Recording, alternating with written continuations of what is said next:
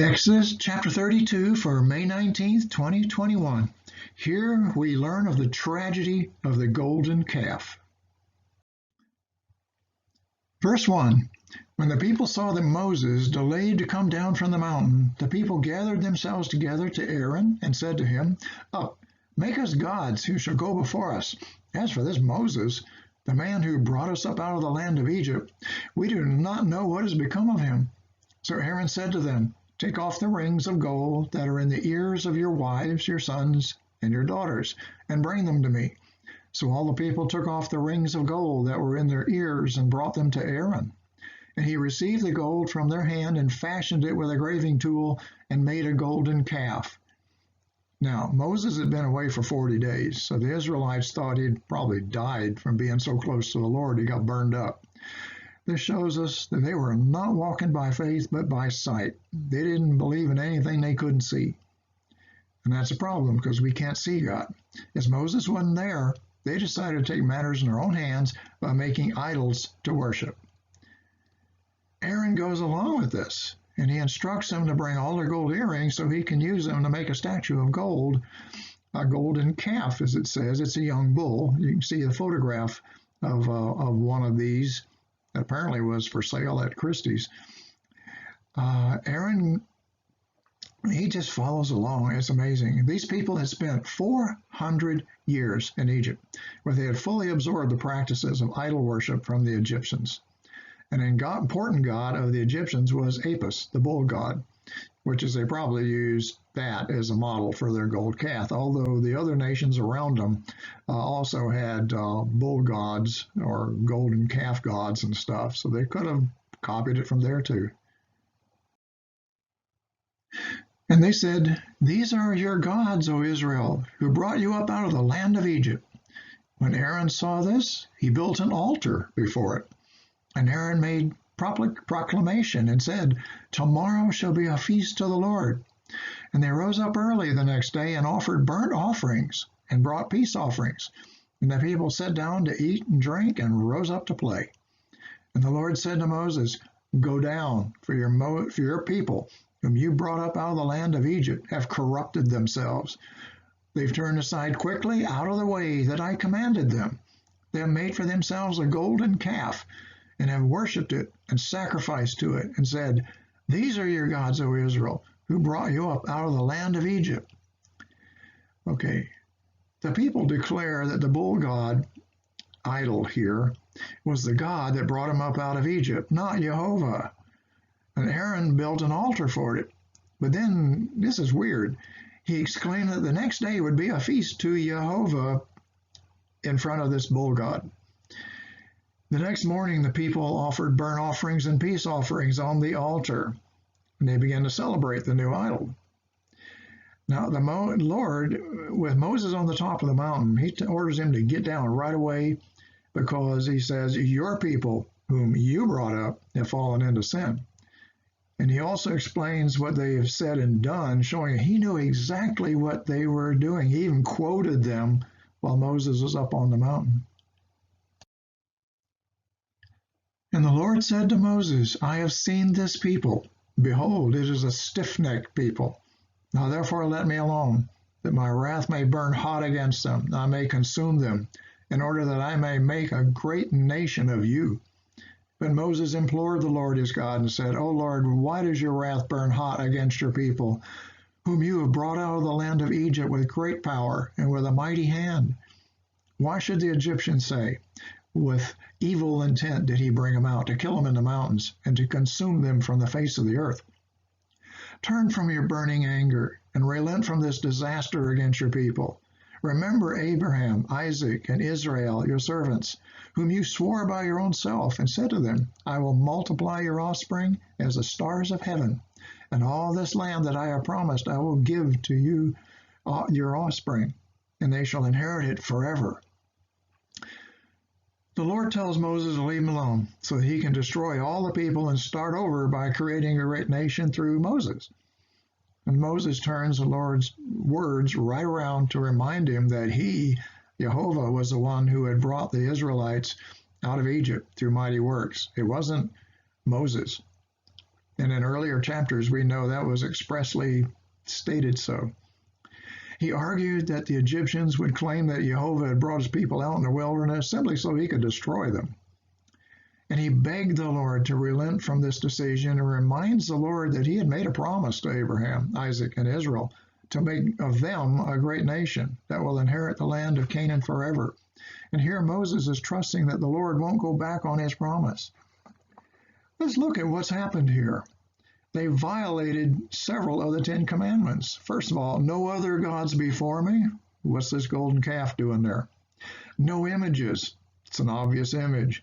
No graven images. Yeah, that either.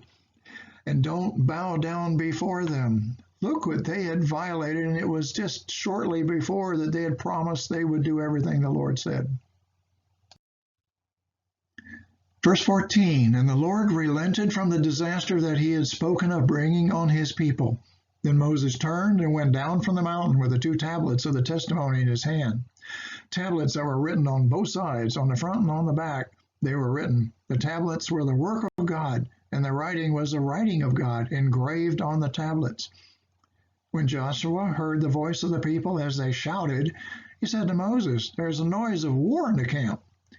But he said, it's not the sound of shouting for victory or the sound of the cry of defeat, but the sound of singing that I hear. The Lord sees that Moses has resisted the test of the offer to make of him a new nation. Of course, the Lord had known what would transpire here from the beginning of creation. He knew how Moses would respond here. We have in Isaiah, remember the former things of old. For I am God and there is no other. I am God and there's none like me, declaring the end from the beginning, and from ancient times things not yet done, saying, my counsel shall stand, I will accomplish all my purpose. Isaiah 46, 9 and 10. The Lord knew that Moses would plead for his people, but at that moment, Moses himself didn't know that. And Joshua doesn't know what's going on down in the camp, but Moses explained that the noise they're hearing is singing, it's not war. Verse 19, and as soon as he came near the camp and saw the calf and the dancing, Moses' anger burned hot, and he threw the tablets out of his hands and broke them at the foot of the mountain, Sinai. He took the calf that they had made and burnt it with fire and ground it to powder and scattered it on the water and made the people of Israel drink it. Once they'd gotten close enough to see what's going on, we see that Moses becomes furious, and he threw down the stone tablets upon which the Lord had written his laws for the Israelites, and they smashed on the rocks. Now, many readers and some commentators think that Moses lost his temper here, and in haste had broken the tablets. But that was not the case here. The Lord had made a contract, a covenant between himself and the Israelites to be their God and protector. But they had broken this contract by worshiping another god. What they did was an act of adultery. The contracts in that day were written down on clay tablets. When one of the signers broke the contract, the other signer would smash the clay tablet, showing that the contract was now null and void. And this is what Moses was doing. He was following the rules here. When he broke the tablets, he was showing that the contract, this is the Mosaic Covenant, that the Israelites had sworn to, was now broken. Continuing with verse 19, think of all the promises that the Israelites had made with the Lord. He told them, you shall have no other gods before me. You shall not make for yourself an idol or any likeness of what is in heaven above or on the earth beneath or in the water and under the earth. So Exodus 20. Moses then destroyed the calf. The method of making this gold calf was to start with wood shaped into the form of a calf and then covering it with a sheet of gold. So it was gold plate. This explains how Moses could burn it up. Gold doesn't burn, it's a metal. And then grind it to powder. He burned it and then mixed the now melted gold with the ashes of wood, the charcoal all left behind, to produce the ground up pieces. He then poured these pieces into the stream and made the Israelites drink the water. Now in Deuteronomy 9, Moses explains a little more. And he said, I took the sinful thing, the calf that you had made, and burned it with fire and crushed it, grinding it very small till it was fine as dust. And I threw the dust of it into the brook that ran down from the mountain. from Mount Sinai. Verse 21, and Moses said to Aaron, what did this people do to you, that you have brought such a great sin upon them? And Aaron said, let not the anger of my Lord burn hot. You know the people, that they are set on evil. For they said to me, make us gods who will go before us. As for this Moses, this man who brought us up out of the land of Egypt, we do not know what has become of him. So I said to them, let any who have gold take it off. So they gave it to me, and I threw it in the fire, and out came this calf. Wow.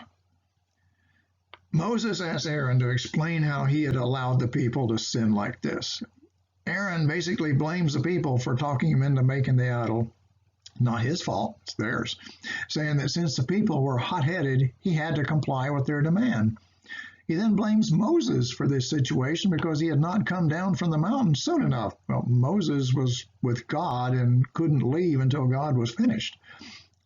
Aaron goes on to say that he asked the people to give him their gold earrings, which he then took and tossed them in the fire, from which the golden calf just stepped out.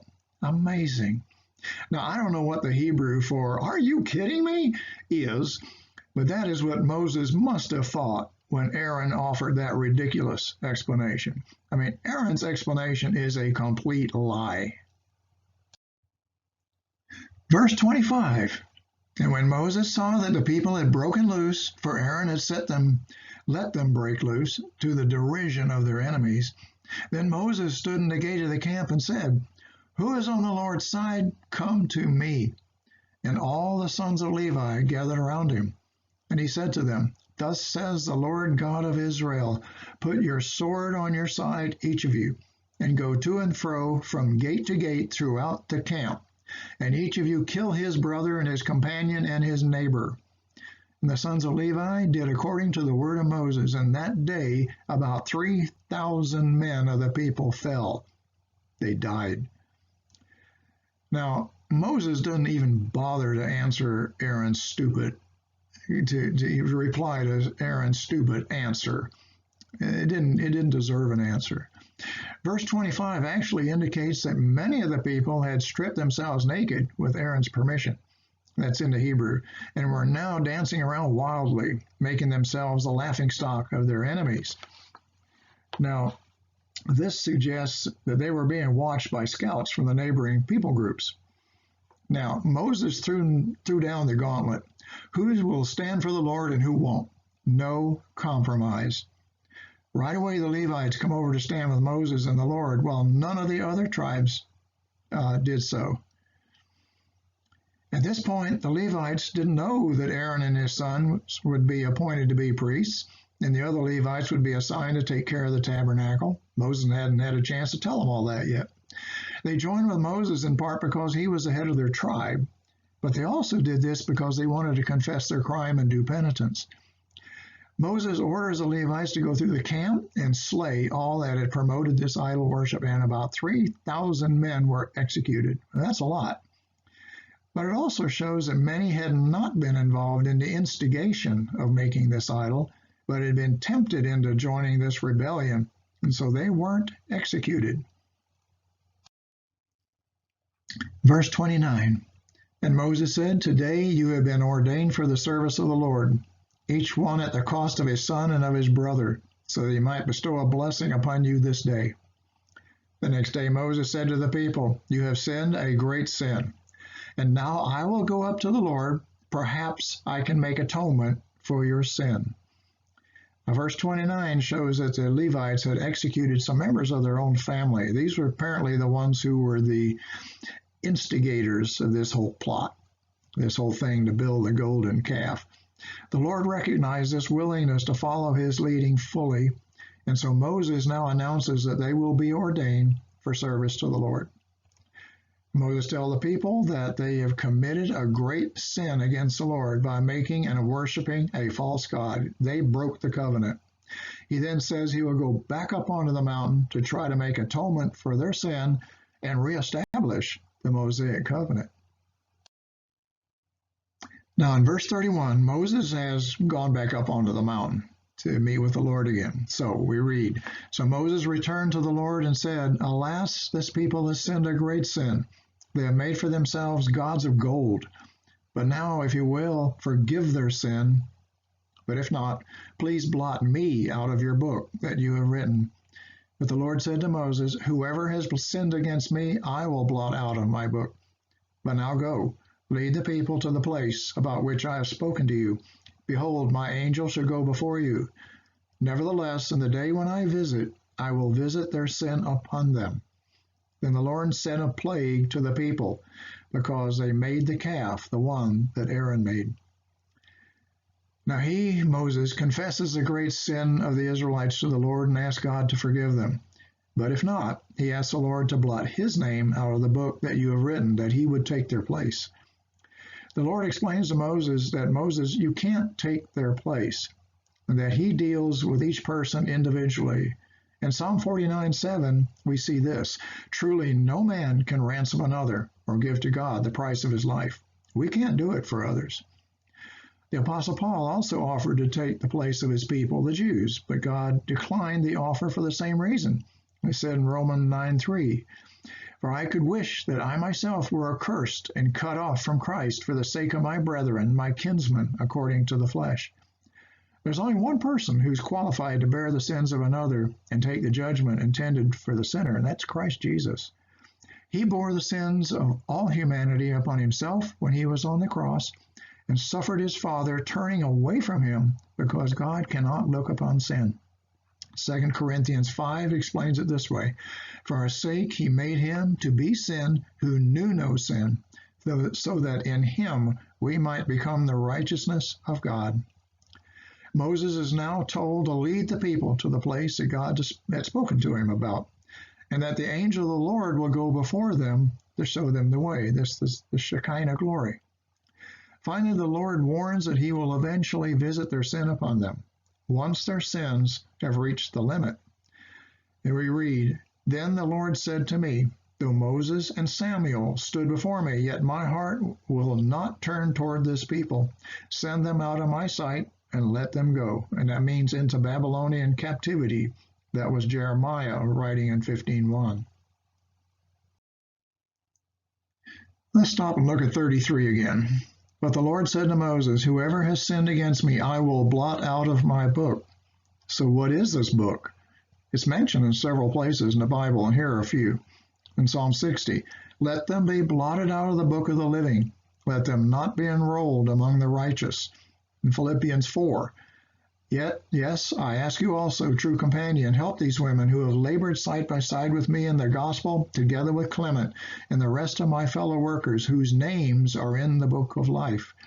In Revelation 3, The one who conquers will be clothed thus in white garments, and I will never blot his name out of the book of life. I will confess his name before my Father and before his angels. And in Daniel 12:1, At that time shall arise Michael, the great prince, who has charge of your people, and there shall be a time of trouble, such as never has been since there was a nation till that time. But at that time your people shall be delivered, everyone whose name shall be found written in the book. This is the book of life, and whoever is blotted out, and I'm going to quote from Kylan Delitzsch's commentary, which I use a lot, out of Jehovah's book, will be cut off from fellowship with the living God, or from the kingdom of those who live before God, and to deliver over to death. You want to have your name in that book. And right now, I want to just say, for anyone listening to or reading this lesson who has not yet asked Christ to be their Savior, please stop right now and do that to make sure that your name is recorded in the book of life. This is literally a life or death situation. You don't know if you will live to see tomorrow. Don't waste time on this. This is the last lesson now until next fall. Please watch the notices from High Street Baptist Church for summer activities for fellowship and Bible study. There'll be several kinds of things going on, so keep watching for them. And I look forward to seeing everyone this September, and hopefully we can meet in person at church again. I'll keep you posted on the date and time when we'll continue with Exodus chapter 33, where the Israelites step out on their journey to Canaan. So, may you all have a great summer, and so long for now.